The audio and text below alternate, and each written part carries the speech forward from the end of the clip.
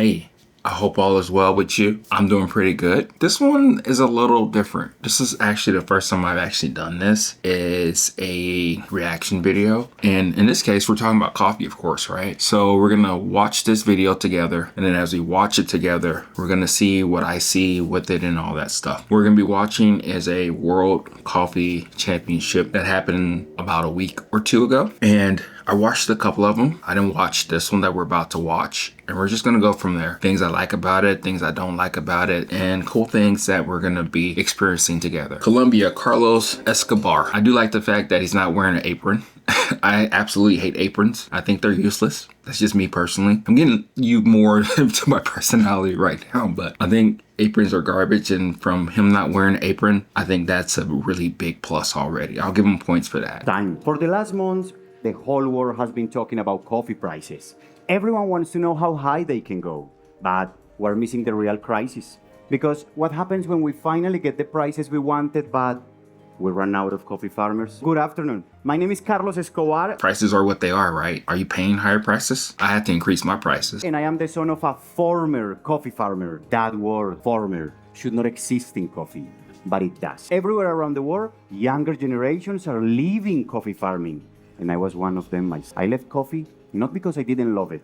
I left because I didn't have any future in it. Today, I'm back. I stand here not with regrets, but with a better clarity on a global solution. And the coffee I have for you today represents this solution. So, how can we inspire the next generation? Nice. He's using one of my favorite brewers, the Hario V60 Switch. You know, it's interesting when I watch a lot of these people coming up with different brewers and all that stuff, but in this case, he's using the Switch, which is pretty cool. I didn't think I would see the Switch on the, international stage anymore. Everybody's making their own brewers. They have their own different twists and papers and all that stuff. That's pretty cool. Since you are hopefully enjoying the video, if you like, subscribe. The solution lies in three key elements: excitement, knowledge sharing, okay, and innovation. Innovation. Let's go through these 3 points together. It all starts with Joan Vergara and Peñas Blanca, a collective processing facility in Huila, Colombia. Looks like he's doing a bloom right now, which is, that's what you do. Just pour some coffee and the lever's up. So that also means that it's holding the coffee inside. What is exciting is that Joan does not add any external yeast to his fermentations. Instead, he reproduces the existing yeast in the cherries themselves to maximize each varietal true potential. Your coffee today is a Maracaturra, a varietal often overlooked in Colombia, but one that Joan and I truly love. There's, as you know, there's so many different varietals in coffee, right? And I'm not a buff on different varietals. I just drink the coffee for what it is. That's pretty cool that he's talking about a particular one that he's using for this competition. Because of its tropical profile.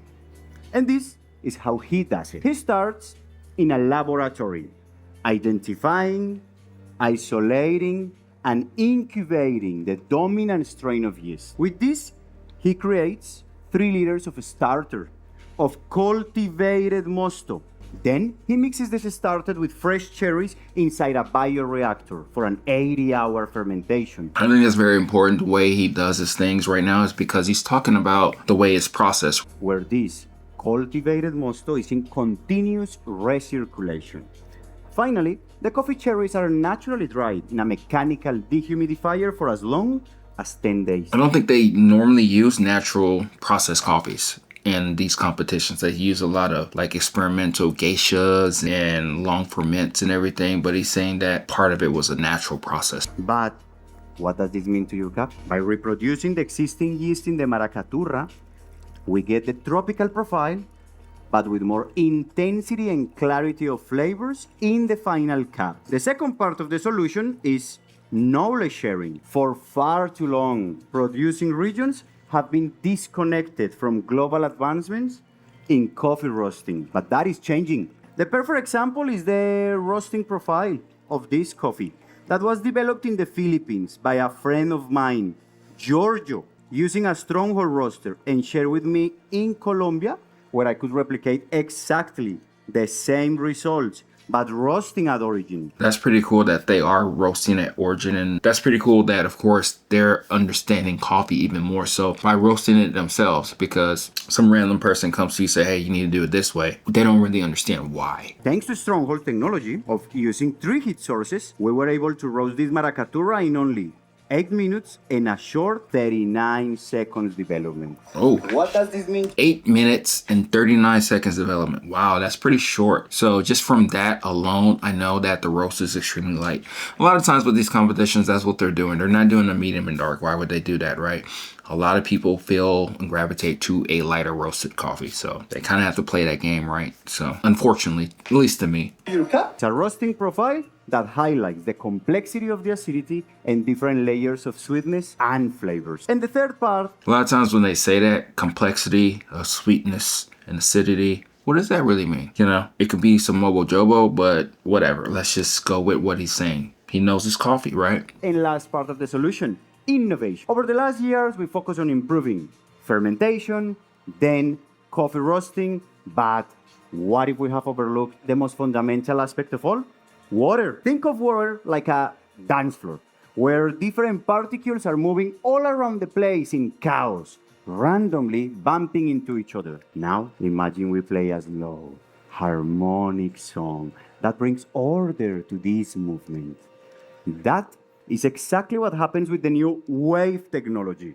When we get brewing water in contact with ultra-low frequency magnetic waves, we get water particles and coffee molecules to bond together. In this way, they become more efficient at extracting flavor compounds. I mean, you've seen me rage about this whole third wave water chemistry type of thing, and I think it's extremely important. I've been actually playing around a little bit with it to an extent to where I have a light, medium, and dark. You can kind of see it right over there. And light, medium, and dark profiles. And then sometimes I even mix them to get even more granular with the whole experience. But water is such a big deal. Trust me, if you haven't played around with third wave water or any type of water situation, play around with it, because it will really let you know that you're highlighting the best that the coffee can be. Before stepping up on stage today, I waved a full liter of water for 6 minutes. This does not change its flavor. It just realigns the molecule. But what does this mean to your cup?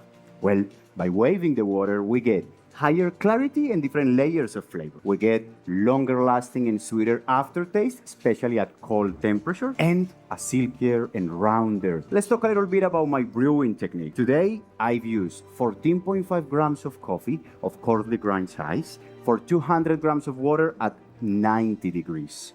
This gives me a 1:14 ratio, which gives me the right intensity of attributes I wanted to present. I use the Hario Switch dripper, which combines immersion and percolation, letting me get a more balanced. I use 2 pours of 100 grams each, divided by 1 minute and 20 seconds. The first one in immersion, the second one in... That's pretty cool. So you said 90 degrees Celsius, so that's about 190 or 185 degrees Fahrenheit, 1:14 ratio. So it's a lot more stronger compared to a lot of other people use. I normally use a 1:15, but I've been playing around with the 1:16. So 1:14 is going to be a little bit more concentrated. So sometimes you got to be careful about that, especially in a competition, to me, because people are very sensitive to strength, and sometimes when it's too strong, you're not able to actually taste more so what the coffee is. Using Switch, it's awesome. Percolation. But as you saw, I have a new technique that I call the Selective Flow Method. This consists on removing the first part of the extraction, which is normally the bypass given by the design of this method, and the saltiest part of the extraction. When we remove the saltiness, we drastically increase the perception of sweetness in the final cup. I also stopped the extraction right at 160 grams of output, as this is the point where we get that sweet after. That's pretty cool. It's a little different. It's kind of hard to like actually see exactly what he's doing here, but while I'm watching it and also talking at the same time. But he actually weighed out the amount that he wanted. I'm gonna probably play around with that. I think that's pretty cool to actually play around with the extractions, not letting everything drip out, right? You can probably taste it at different levels, and that's probably where he's talking about getting the sweetness from. My water today was 110 ppm using Apex Lab minerals with a higher concentration of silica. I'm gonna say it anyway. I actually had that at SCA, the Apex water thingy, And I think the one that I used was a dripper, different sweetness and all that stuff. It was kind of gimmicky, kind of BS, whatever. He's finding a way to bring the best out of coffee. And that's really what we're really trying to do. I don't see anything kind of like crazy here. I go with the same type of thought. It's like, okay, you're doing all of this work for this very high-end special coffee to highlight the best of it, right? Can I get close to that by using a regular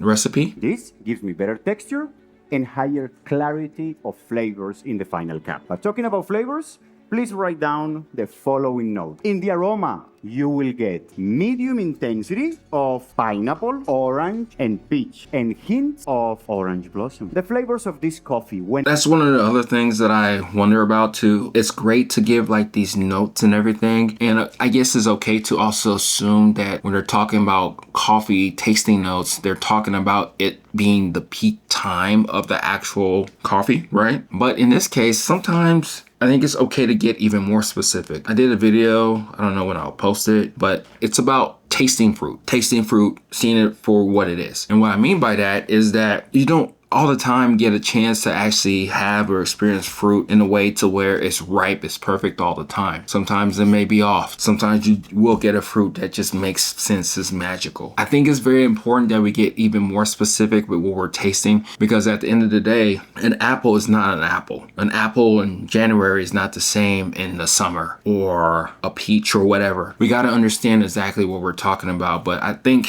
a lot of times when they're talking about naming or describing fruits, they're talking about it being ripe, the best time to pick it or to experience it. Hot, warm, and cold will be medium high intense. And that's pretty cool too. He's talking about as it cools and everything. I think for the competition, he has about 10 minutes and he's talking most of the time. So I don't know if they're going to actually get a chance to actually taste all those degree of flavors as the coffee cools. And it's best just to, if you haven't done it yet, or if you accidentally do it more often, to where you're drinking a sip, tasting it, and as it cools, you may start to taste something different. Those are some of the best times to really enjoy your cup of coffee. And whichever preference that you may like it at a higher temperature. But for me, for the most part, one of my biggest indicators of a good tasting coffee is that it gets better as it cools. But that doesn't happen all the time. When hot, you will get pineapple, tangerine, peach, and orange blossom. But as it cools, you will get pineapple, apricot, mandarin orange, and orange blossom again. The aftertaste at all temperatures will be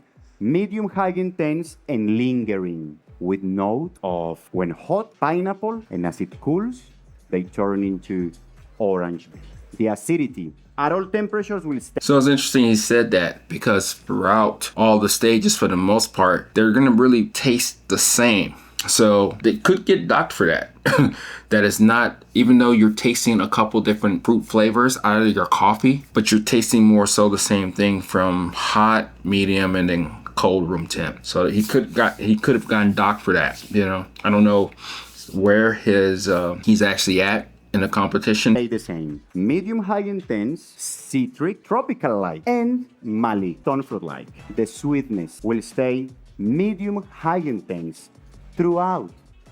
When hot, fresh fruit like, and as it cools, it's ripe fruit like. The mouthfeel. I do see he has like a apron at the bottom, but whatever. That doesn't count. He's not doing the whole thing for the whole top as most people would do. So I'll give him a pass for it being at the bottom, but whatever. Wait until I finish my presentation to start any assessment. For the aroma, gently swirl the cap, remove the lid, and place it in front of you, and get the cap close to your nose. For all other attributes, just drink directly from this cup. Its design has been done to enhance the perception of sweetness and aromas.